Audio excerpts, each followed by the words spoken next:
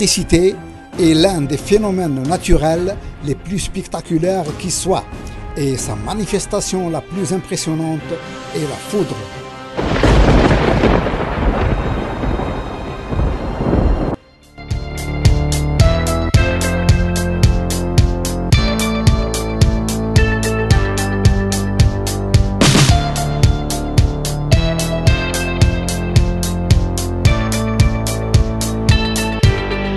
L'évolution technologique s'est accélérée au cours de ces dernières années. D'aucuns ont même prétendu que cette évolution a été trop rapide eu égard aux possibilités d'adaptation des individus.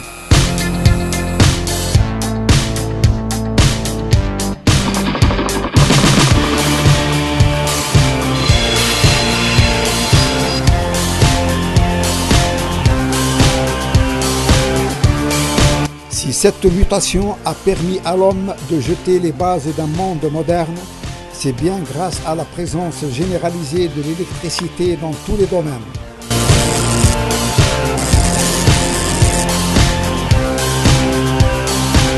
Cette électricité que des hommes de génie ont su maîtriser.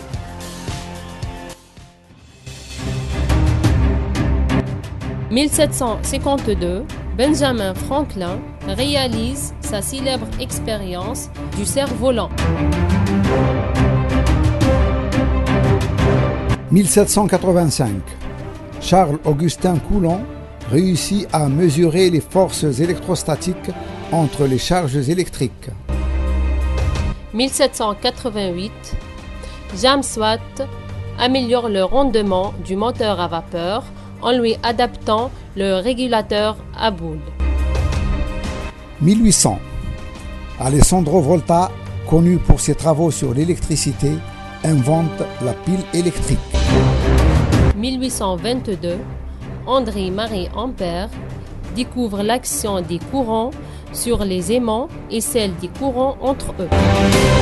1827, Homme Georges Simon découvre la proportionnalité entre la tension et le courant dans un conducteur. 1830, Michael Faraday découvre les courants d'induction. Cette découverte mènera à l'invention des générateurs. 1845, Weston Sir Charles utilise des électroaimants pour générer un fort courant électrique.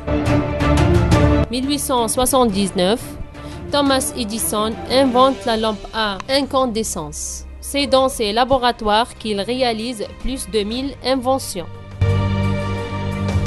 1883, Tesla Nikola construit son premier moteur à induction. Il vient de penser à notre Internet d'aujourd'hui.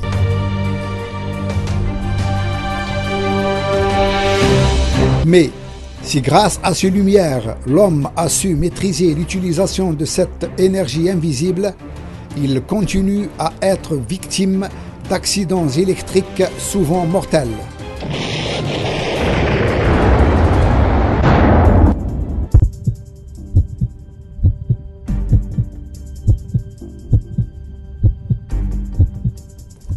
L'opinion publique ne perçoit la question de la sécurité électrique qu'à l'occasion d'événements dramatiques qui font périodiquement la une des médias.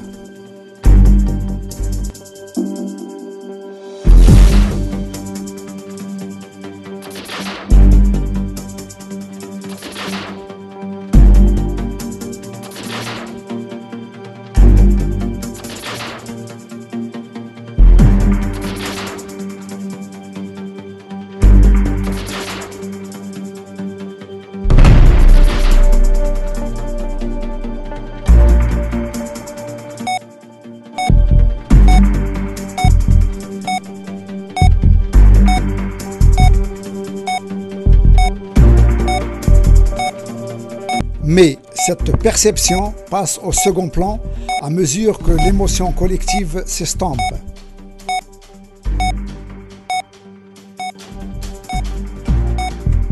Cependant, le danger est toujours là, invisible et imprévisible.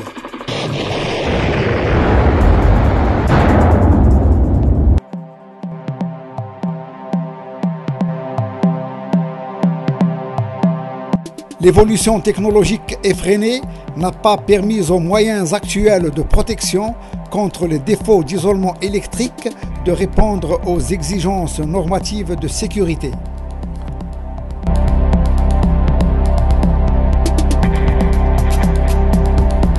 Aujourd'hui, chaque pays préconise les installations électriques domestiques à sa manière et nous assistons à une divergence grandissante en matière de schéma de liaison à la terre basse tension.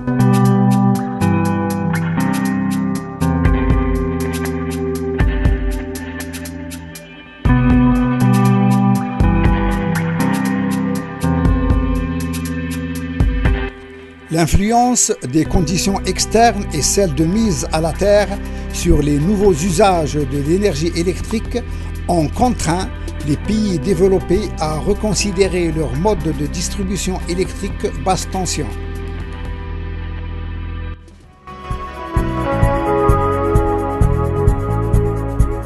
En Amérique du Nord, où le schéma de liaison à la terre est le TNC, certains circuits alimentant les prises de courant dites de confort sont protégés par des interrupteurs différentiels dont la sensibilité est 5 mA.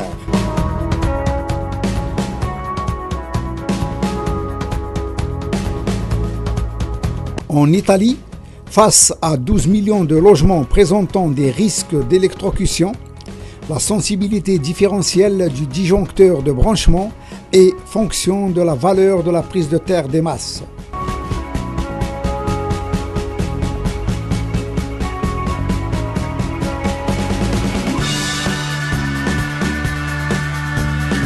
La Belgique considère que les tensions dangereuses sont 25 volts pour les milieux secs, 12 volts pour les milieux humides et 6 volts pour les milieux immergés.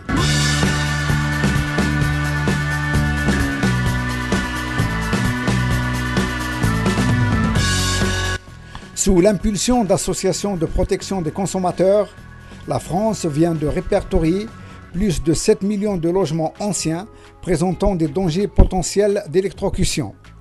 Elle a décidé de procéder à leur mise aux normes. Cette décision doit prendre en considération les 300 000 installations domestiques qui viennent s'ajouter chaque année aux 7 millions à normaliser. C'est dire que la France n'est pas sortie de l'auberge.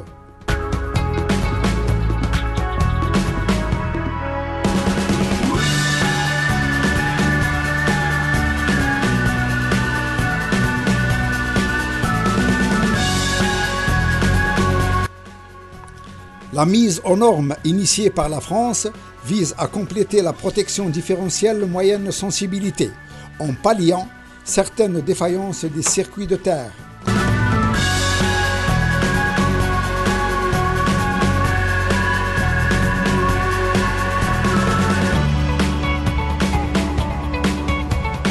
Basée sur l'usage parfois excessif de DDR 30 mA, cette mesure de protection normative a prouvé ses limites. La sécurité des usagers continue plus que jamais à dépendre des conditions de mise à la terre et de celles d'influences externes. Quoique limitée en matière de sûreté, cette mesure de protection a été adoptée par le comité 64 de la CEI qui la qualifie de mesure complémentaire insuffisante en soi.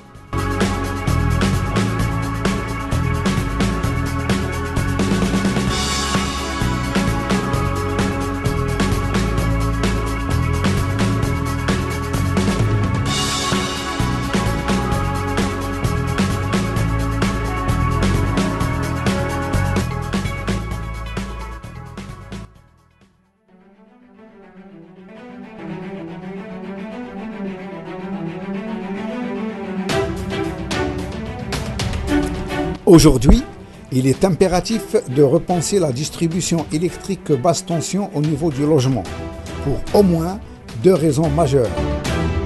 Première raison, l'apparition de courants de fuite intentionnels au niveau des équipements électrodomestiques et des technologies de l'information et de la communication est à l'origine de cette nouvelle exigence.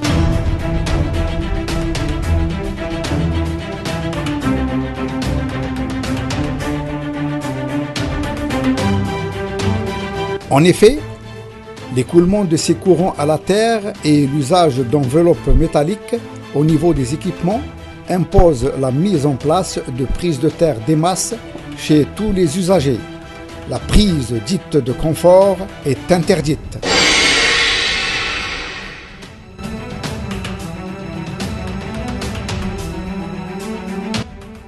Deuxième raison.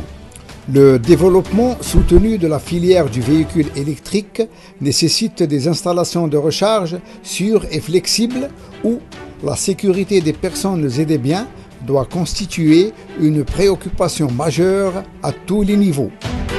Les conditions de mise en œuvre d'infrastructures de recharge sont en pleine construction et font actuellement l'objet de projets de normes internationales.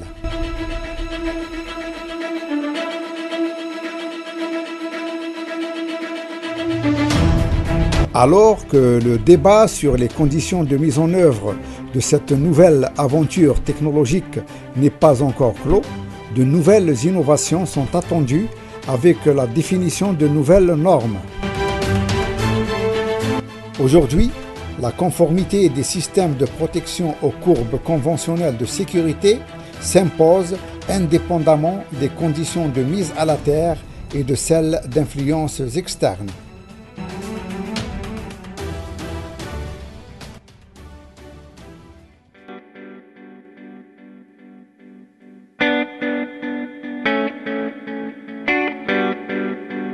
Les dispositifs différentiels résiduels sont aujourd'hui reconnus dans le monde entier comme le moyen le plus efficace pour assurer la protection des personnes et des biens contre les risques électriques en basse tension. Mais si leur efficacité dans la protection contre les risques d'incendie est indéniable, leur mise en œuvre pour la protection des personnes contre les chocs électriques en cas de défaut a prouvé ses limites. En faisant mieux connaître la protection différentielle usuelle, nous nous proposons, à travers l'exposé comparatif qui suit, d'introduire un nouveau concept de protection dans les dispositions normatives de la CEI. Nous espérons pouvoir ainsi contribuer à la sécurité de tous.